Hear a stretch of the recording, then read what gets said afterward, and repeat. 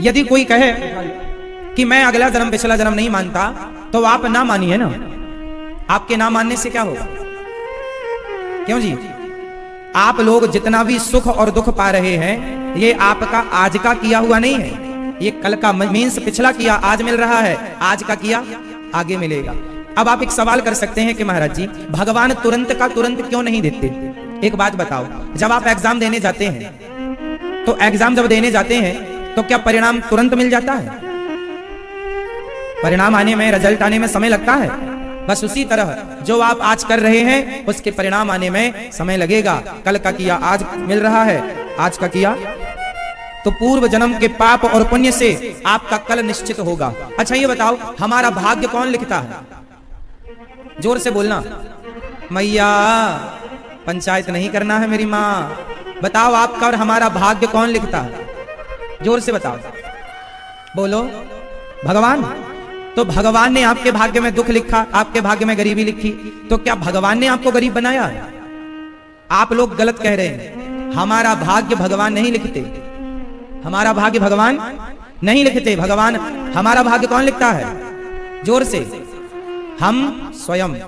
जैसे आप कचहरी जाएंगे और आप यदि वसीयत तैयार करा रहे हैं, तो वहां पर एक टाइपर होता है जो टाइप करता है। आपको बोलना पड़ेगा। वहां कचहरी में एक आदमी स्टाम्प पर टाइप कर देता है, 10 रुपए का स्टाम्प, 100 रुपए का स्टाम्प, और टाइप वो क्या करेगा? वो वही टाइप करता है जो आप बोलते हैं, हाँ या ना?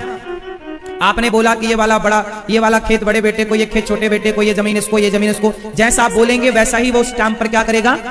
टाइप करेगा, और 10 रुपए के स्टाम्प पर, 100 रुपए के स्टाम्प पर आपकी वसीयत बना करके दे देगा। उसी तरह जब आप यहाँ से मरकर जाते हैं, तो 100 साल की उम्र में जितना भी आप पाप पुण्य करते हैं, यमराज जी पूछते हैं, चलो बताओ क्या क्या किया? आपने बताते गए, मैंने इतना पुण्य किया, इतना पाप किया, उसका हिसाब किताब यमराज जी लिखते गए, और जो लिखा 10 रुपए के स्टाम्प पर, वही तुम्हारा भाग्य हो जाता है। वही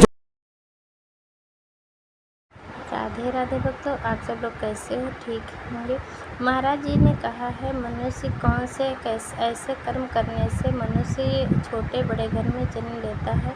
कोई अमीर होता है, कोई गरीब होता है। महाराज जी ने इस कथा में बहुत ही अच्छे तरीके से विस्तार पूर्वक समझाया है। आइए इस कथा को पूरा सुनते हैं। बस ध्यान से मेरी बात को सुनिएगा। दिल्ली में गरीब लोग रहते हैं कि नहीं? दिल्ली में अमीर लोग रहते हैं कि नहीं? हाँ या ना? अब मुझे प्रश्न का उत्तर दो। यदि पिछला जन्म नहीं होता, अगला जन्म नहीं होता, कर्मों का हिसाब किताब नहीं होता, थोड़ी देर के लिए मान लूं मैं और आपके कर्म का कोई हिसाब किताब नहीं होता, तो फिर ये बताओ, फिर कोई गरीब क्यों है और कोई अमीर क्यों है? फिर कोई जन्म लेते ही सोने की चम्मच में दूध पीता है जो बड़े आदमी के घर पैदा होता है, और कोई पैदा होते ही फुटपाथ पर उसे लकड़ी का झूला भी नसीब नहीं होता। माँ साड़ी एक पेड़ पर बांधती है, दूसरे पेड़ पर दूसरा छोर, और साड़ी का झूला बना के झुलाती है। कोई सोने की चम्मच में दूध पीता है, तो कोई टूटी सी खटिया को तरसता है, टूटे से खिलौने को तरसता है। बताओ, यदि अगला जन्म पिछला जन्म नहीं है, यदि पाप और पुण्य नहीं है, थोड़ी देर के लिए मान लो कि ये सब नहीं है, तो फिर कोई अमीर कोई गरीब क्यों है? सब एक क्यों नहीं होते? क्यों एक नहीं होता? सब व्यक्ति सब एक से क्यों नहीं हो? इसका मतलब ये हुआ, एक बात बताओ, किसी लड़के ने अमीर घर में जन्म लिया, किसी बच्चे ने अमीर घर में जन्म लिया, तो बताओ उसने जन्म लेते ही कौन सा पुण्य कर लिया कि वो करोड़पति बाप का बेटा बन गया? बिना कुछ किए वो करोड़ों का मालिक हो गया कि नहीं? बोल दो हाँ। और उसने कौन सा पाप किया जन्म लेते ही, जो फुटपाथ पर पैदा हो गया, जिसके पास 2 वक्त की रोटी के लिए भी व्यवस्था नहीं है? बताओ, जन्म लेते ही एक अमीर हो गया, जन्म लेते ही एक गरीब हो गया। बताओ क्यों हो गया? क्यों हो गया? कोई जन्म लेती धन्ना सेठ क्यों हो जाता है और कोई गरीब क्यों होता है? क्योंकि पिछले जन्म के हमारे पाप और पुण्य से हमें इस जन्म में अच्छा या बुरा मिलता है। उत्तर दो, बोलो, हमारा किया अच्छा या बुरा हमें मिलता है, हाँ या ना? तो जब हमारे कर्मों का फल ही हमें भोगना पड़ता है, अच्छा या बुरा, तो फिर भगवान की जरूरत कहां है? भगवान की जरूरत क्यों है? बताओ। आप लोग जो भी भोग रहे हैं वो अपने कर्मों का दंड भोग रहे हैं, अच्छा या बुरा। तो ये बताओ, फिर भगवान की भक्ति क्यों करें जब कर्मों का ही फल भोगना है? अच्छा करेंगे तो अच्छा मिलेगा, बुरा करेंगे तो बुरा, फिर भगवान की भक्ति क्यों करें? उत्तर दो, भगवान की भक्ति क्यों की जाती है? मैया कुछ तो बोलो मेरी माँ। हाँ ओ मेरी माँ, पड़ोसन सी बतिया रही हो, थोड़ा हमसे भी बात करो। बताओ भगवान की जरूरत कहां है, क्यों है, क्यों? उत्तर आप दे रहे हैं कि हम दे दें? बोलो, हम दे दें? उत्तर दे दें? जब हमें हमारे कर्मों का ही फल मिलना है, अच्छा या बुरा, तो भगवान की भक्ति क्यों करना? उत्तर सुनो, भगवान की भक्ति क्यों करना है? भगवान की भक्ति सिर्फ इसलिए की जाती है, भगवान की शरण में सिर्फ इसलिए जाया जाता है कि हम बार बार कर्मों के बंधन में बंधे हैं। जन्म मृत्यु, जन्म मृत्यु। हमारा जन्म हुआ, फिर हमने अच्छे या बुरा कर्म किए, फिर अच्छे बुरे कर्म करने के लिए फिर जन्म हुआ, फिर उस जन्म में फिर अच्छा बुरा कर्म किए, फिर मृत्यु हुई, फिर उसका हिसाब करने फिर जन्म हुआ। मतलब ये कर्म जो जन्म और मृत्यु के चक्कर में हम पड़े हैं, और ये जन्म और मृत्यु का चक्कर क्यों है? क्योंकि हम बार बार कर्म करते हैं। भाई आप तो कर्म करेंगे, या तो अच्छा करेंगे या तो बुरा करेंगे, अच्छा भी भोगने आना है और बुरा भी भोगने आना है। तो बार बार हमारा जन्म किसके कारण होता है? कर्मों के कारण। तो फिर भगवान की भक्ति इसलिए की जाती है कि जो भगवान की शरण में जाता है, भगवान उसे इस अच्छे और बुरे कर्म से छुड़ा करके, सारे कर्म जब इंसान भगवान को समर्पित करता है तो वह हर कर्म से मुक्त होकर भगवान की शरण में चला जाता है, और कर्म बंधन से मुक्त होकर उसका मोक्ष हो जाता है, और वह जन्म और मृत्यु के कुचक्र से बच जाता है।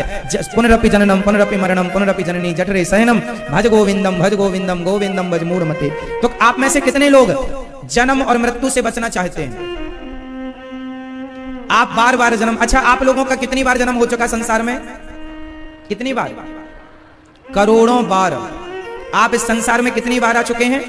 करोड़ों बार। और अभी आगे भी आप करोड़ों बार आएंगे यदि भगवान की शरण में नहीं गए। जैसे कबीरदास जी ने इस प्रसंग को कहा है, कबीर जी ने अपनी इस भाषा में कहा, चलती चक्की देख कर दिया कबीरा रोए, दो पाटन के बीच में साबुत बचा न कोई।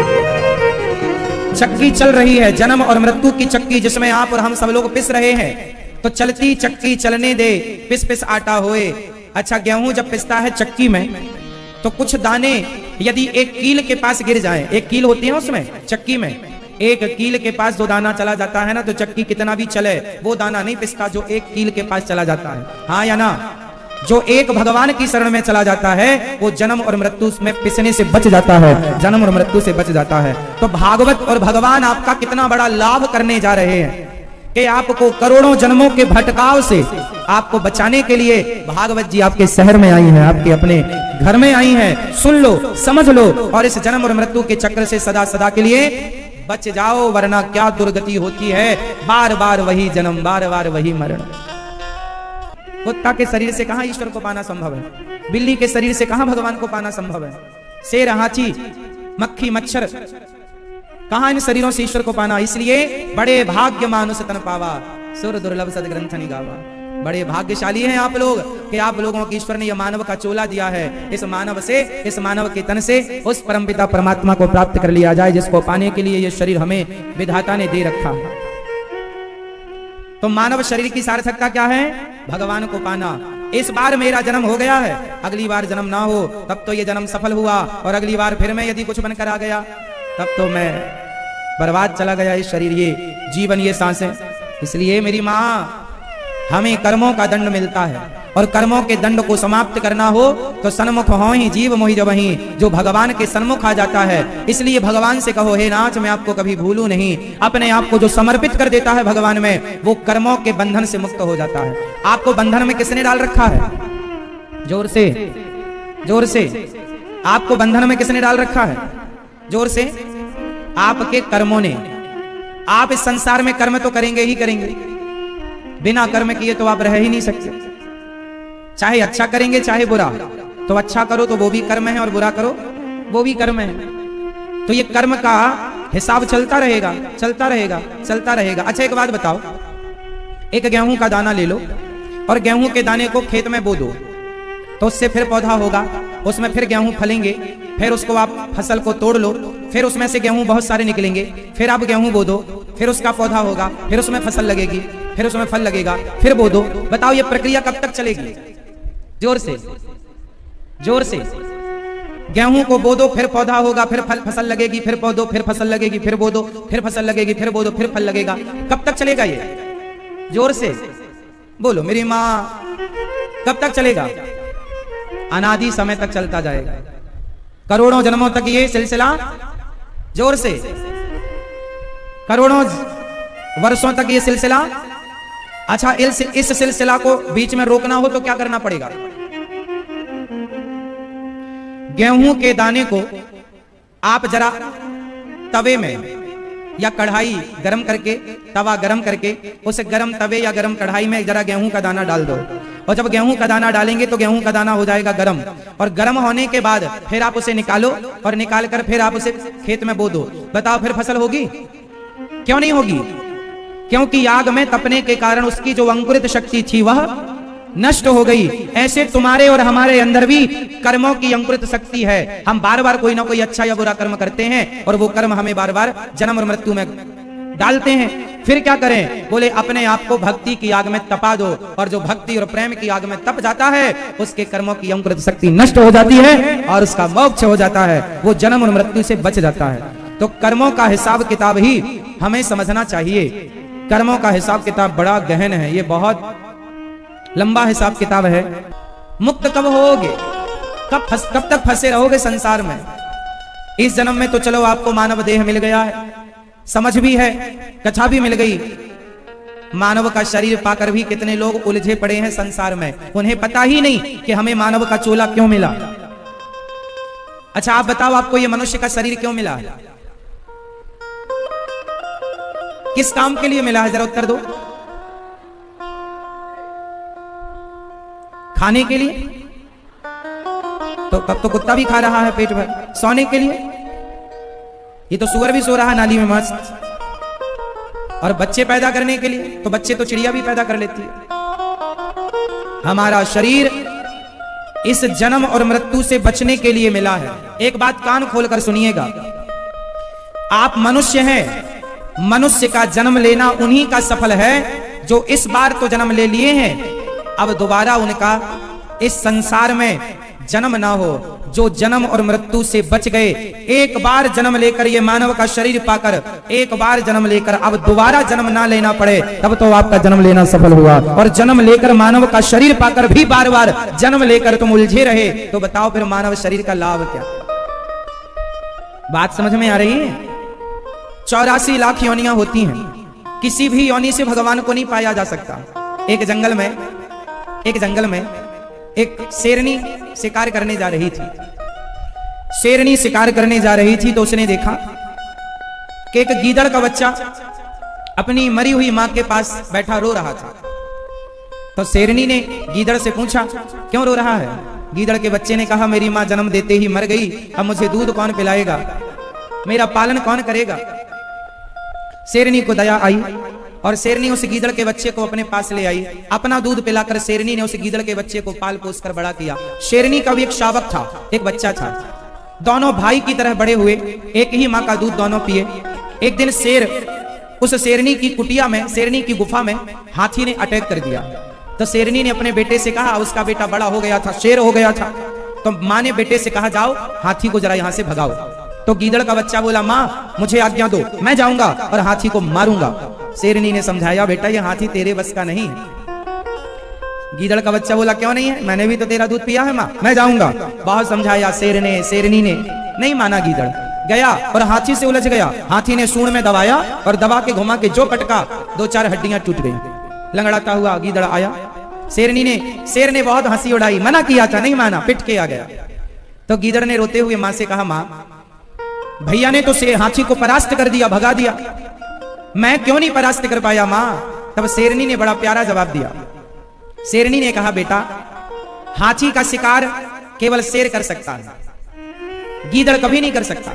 तो गीदड़ के बच्चे ने कहा, माँ मैं भी तो आपका दूध पिया हूं, मैं भी तो तुम्हारा बेटा हूं। शेरनी ने कहा, बेटा तुमने दूध भले मेरा पिया है, तुम भले मेरे पुत्र हो, मैंने तुम्हें अपना पुत्र माना है, पर तुम हो गीदड़ की औलाद। और आज तक के इतिहास में किसी गीदड़ ने हाथी का शिकार नहीं किया। हाथी का शिकार किसी ने किया है, केवल शेर ने हाथी का शिकार किया। गीदड़ के बस का नहीं है। जैसे हाथी का शिकार गीदड़ नहीं कर सकता, उसी भक्तों राधे राधे। आप सब लोग कैसे हो? आशा करती हूँ आप लोग कुशल मंगल से होंगे। भक्तों, श्री अनिरुद्धाचार्य जी की कथा में आप सभी का स्वागत है। महाराज जी ने इस कथा में बहुत ही अच्छी और विचित्र बात बताई है, क्योंकि महाराज जी ने कहा मनुष्य का जन्म बार बार क्यों मिलता है, कौन से ऐसे कर्म करने से मनुष्य का जन्म बार बार मिलता है। आप लोगों ने यह कथा सुनी होगी तो समझ में आ ही गया होगा कि महाराज जी ने इस कथा के माध्यम से कौन सी ऐसी अच्छी और विचित्र बात बताई है जो हमारे जीवन पर्यंत काम आने वाली हैं। इसीलिए महाराज जी की कथाएं आप लोग नित्य प्रति सुना करिए। और महाराज जी बहुत ही अच्छी अच्छी ज्ञान वाली बातें बताते रहते हैं, इसीलिए महाराज जी की कथाएं हमें अच्छी लगती हैं।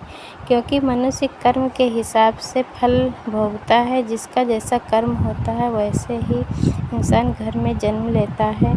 ये तो बात बहुत ही सही है, क्योंकि जो महाराज जी बताते हैं अच्छी ही बात बताते हैं। तो मनुष्य अपने कर्म के हिसाब से फल भोगता है और जन्म मरण उसका होता है। अगर यह कथा आप लोगों को अच्छी लगी हो तो वीडियो को लाइक करना, चैनल को सब्सक्राइब करना, कमेंट में राधे कृष्णा लिखना ना भूलें। हम मिलते हैं आपको अगली कथा के साथ। तब तक के लिए राधे राधे भक्त।